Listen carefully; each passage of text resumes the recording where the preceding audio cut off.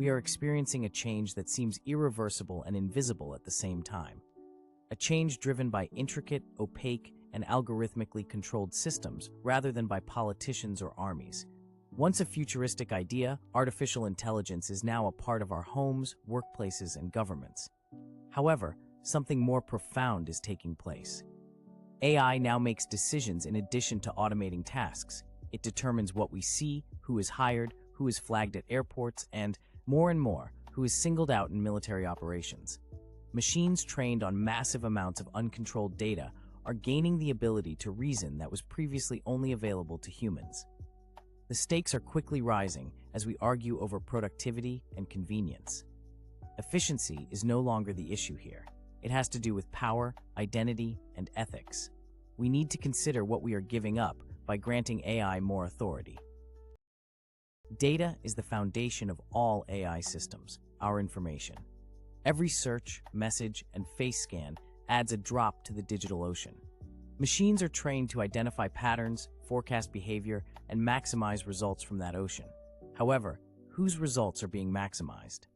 It's no secret that governments and businesses alike are trading personal data, which has turned into a currency. Once thought to be overblown, surveillance capitalism has become the norm on the internet. We are subtly but effectively profiled, watched, and pushed. We are not only being sold products using this data, we are sorted by it to give us a score. It is sometimes used as an excuse for making an arrest or refusing services. The line separating our private and public lives has virtually disappeared, along with the sense of security that privacy used to provide. Even though many of us may feel indifferent to these changes, I have nothing to hide, for example, the ramifications are much more profound. Hide is not privacy. It has to do with independence. Furthermore, because AI currently makes decisions based on a version of ourselves that we never agreed to share, it threatens to undermine that autonomy. The battlefield is arguably where artificial intelligence is being used in a more concerning way than in our homes or phones. AI has evolved from surveillance to targeting in recent years. The Israeli military is reportedly employing AI systems in Gaza to choose targets with little human intervention. These systems make decisions rather than merely offering assistance. Other regions of the world are experiencing comparable developments. Drones that can recognize and eliminate threats without direct human control are being tested. AI software is being installed on cruise missiles to determine their flight routes and possible strike zones in midair. These situations aren't from science fiction. They're funded, active, and growing. What does this entail for military accountability? Human judgment, the capacity to evaluate, pause, and reevaluate, is the foundation of traditional military ethics. Machines don't think twice, they do calculations. And who is accountable if they make a mistake? Who wrote the code? The general? The actual machine? Already, war is cruel. However, by eliminating the human component, we run the risk of developing a violent system that is quicker, more apathetic, and less responsible than anything we have ever seen.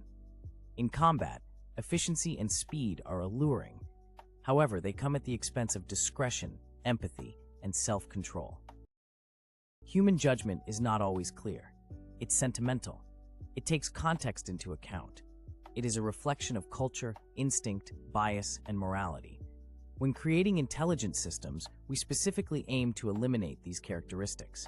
We want machines to be rational, objective, and clean. However, we might also be removing humanity's moral foundation when we eliminate its imperfections. Trusting machines over humans is becoming more and more common, not only in war, but also in hiring and the legal system. Artificial intelligence, AI, is being used more and more to screen job candidates, identify fraud, and even suggest jail terms. The reasoning is always the same. Machines are less prone to error, faster, and more reliable. Is that true, though? Human-generated data, which represents current biases, blind spots, and disparities, is used to train these systems. We do not eradicate bias when we automate decision-making. We simply encode it deeper, with less accountability and visibility.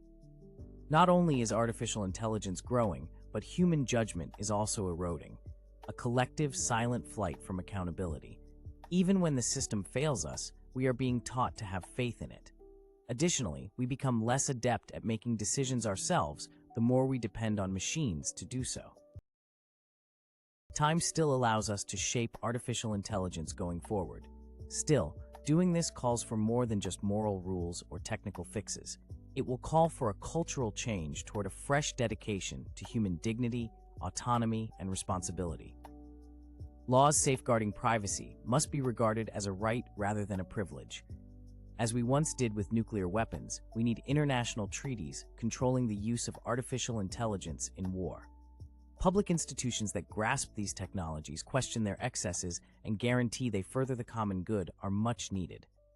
Above all, though, we have to remain alert, to inquire, to fight the alluring draw of convenience when it comes at the price of control, to remind ourselves that our capacity for judgment, empathy, and restraint defines our humanity rather than our efficiency.